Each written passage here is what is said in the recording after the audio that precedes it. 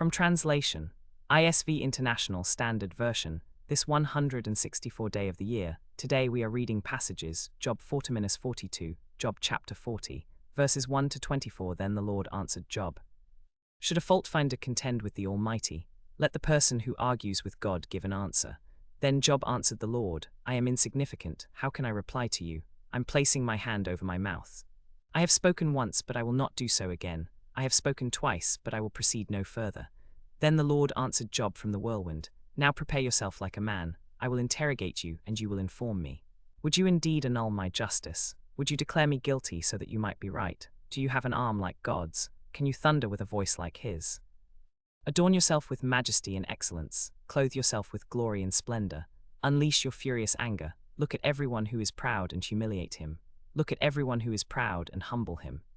Trample the wicked where they stand, hide them in the dust together, bind their faces in the hidden place.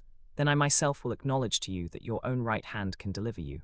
Now look at Behemoth, which I made along with you, it eats grass like an ox. See now, its strength is in its loins, and its power in the muscles of its abdomen. It makes its tail stiff like a cedar. The sinews of its thighs are knit together. Its bones are tubes of bronze, its limbs are like bars of iron. It ranks first among the works of God, the one who made it has provided it with a sword. Surely the mountains yield food for it, and all the wild animals play there. It lies under lotus plants, concealed by reeds in the marsh. The lotus plants cover it with shade, the willows by the stream surround it. Even if the river overflows, the river is not anxious. It is secure, though the Jordan should surge against its mouth. Can anyone catch it while it is looking on? Or pierce its nose with a snare? Job chapter 41, verses 1 to 34. Can you draw out Leviathan with a fishhook, or tie down its tongue with a rope?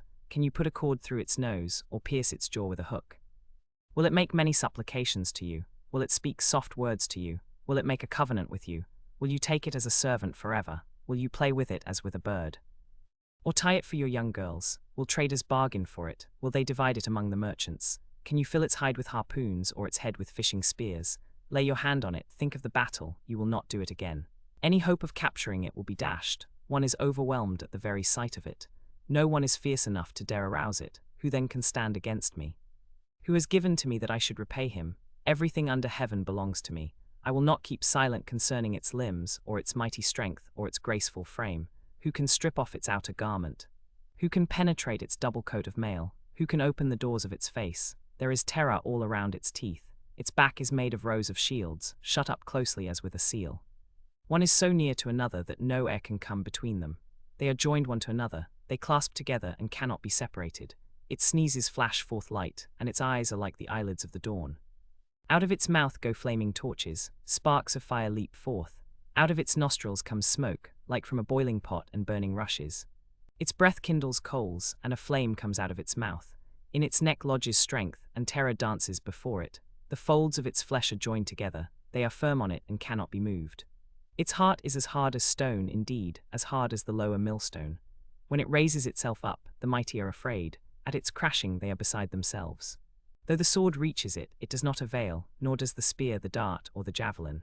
It counts iron as straw and bronze as rotten wood. The arrow cannot make it flee, slingstones are turned into stubble by it. Clubs are counted as stubble, it laughs at the rattling of the javelin. Its underparts are like sharp potsherds, it spreads itself like a threshing sledge on the mire. It makes the deep boil like a pot, it makes the sea like a pot of ointment. It leaves a shining wake behind it, one would think the deep had white hair. On earth there is nothing like it, a creature without fear. It looks down on all who are haughty, it is king over all who are proud. Job chapter 42, verses 1 to 17. Then Job answered the Lord, I know that you can do all things, and that no purpose of yours can be thwarted. Who is this that hides counsel without knowledge? Therefore I have declared what I did not understand, things too wonderful for me which I did not know. Hear, and I will speak, I will question you, and you will inform me. My ears had heard of you, but now my eyes have seen you. Therefore I despise myself, and I repent in dust and ashes.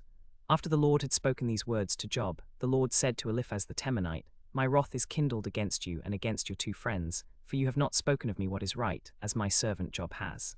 Now therefore take for yourselves 7 bulls and 7 rams, and go to my servant Job, and offer up for yourselves a burnt offering, and my servant Job will pray for you, for I will accept his prayer not to deal with you according to your folly. For you have not spoken of me what is right, as my servant Job has. So Eliphaz the Temanite, Bildad the Shuhite, and Zophar the Naamathite went and did what the Lord had told them, and the Lord accepted Job's prayer. The Lord restored Job's fortunes when he prayed for his friends, and the Lord increased all that Job had twofold. Then all his brothers and sisters, and all who had known him before came to him, and they ate bread with him in his house. They showed him sympathy, and comforted him for all the evil that the Lord had brought upon him, and each of them gave him a piece of money and a gold ring. The Lord blessed the latter days of Job more than his beginning. And he had 14,000 sheep, 6,000 camels, 1,000 yoke of oxen, and 1,000 female donkeys. He also had 7 sons and 3 daughters. He named the first Jemimah, the second Keziah, and the third Keren-Happuch.